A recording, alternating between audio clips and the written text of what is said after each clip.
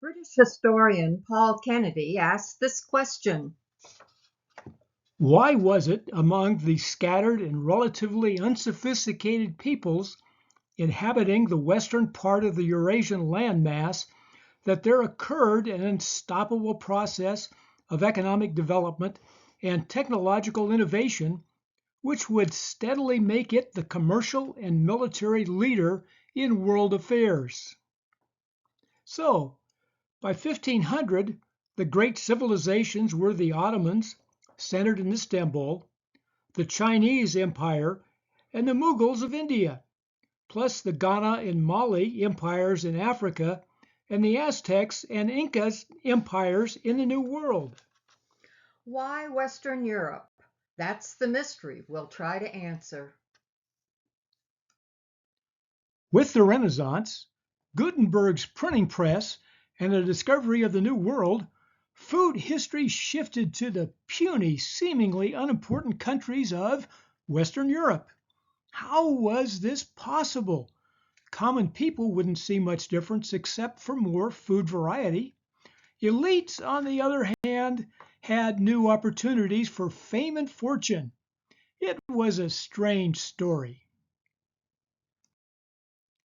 Gunpowder and metallurgy transformed European warfare, partly a holdover from feudal knights.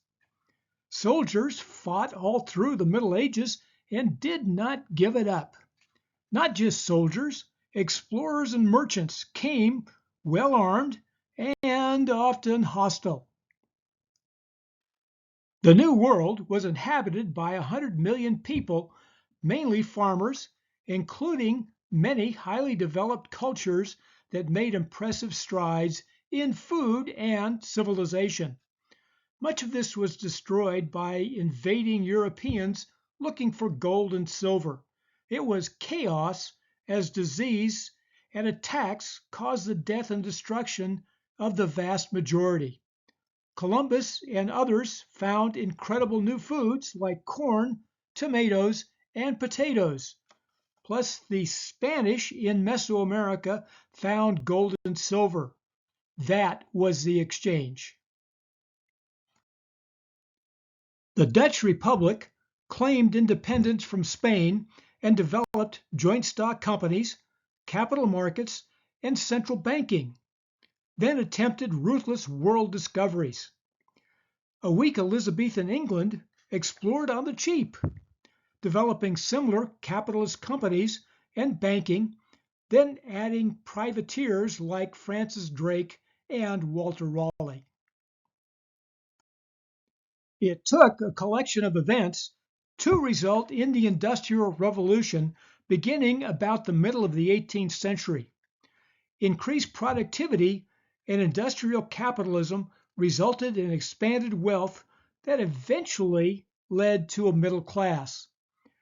There was progress in science, philosophy, legal protections, and property rights, plus capital markets, central banking, joint stock companies, and the usual ruthless elites. Explorers in the 16th century found the east coast of what became the United States densely inhabited by indigenous peoples who were tall, muscular, and bathed. The lack of sanitary habits of the sailors did not impress them. Useful metal objects and guns did. Having been contacted by disease-ridden Europeans, indigenous populations were much depleted. The first successful colonies landed at what they called Jamestown in 1607 and Plymouth in 1620.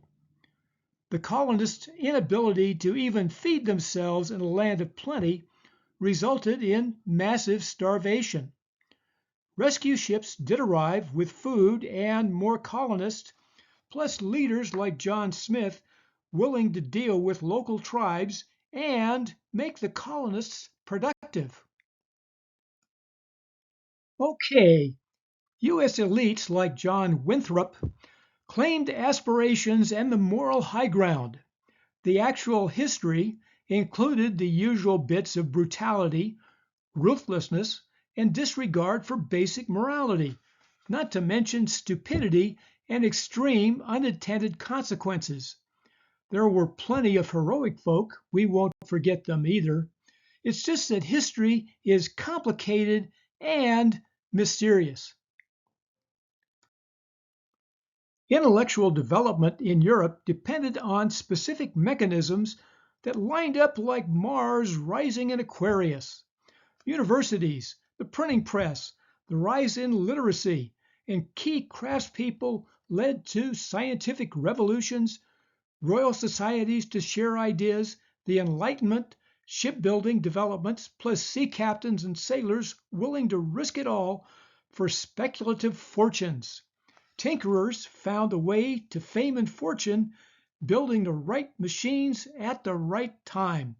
How many losers it took for each winner making bags of gold in the history books is anybody's guess. Part of the Great Divergence story was the development of economic theory and practice, from Adam Smith to the Stolper-Samuelson theorem, free markets to Marx. What does it all mean? Next time on Food History and Mystery.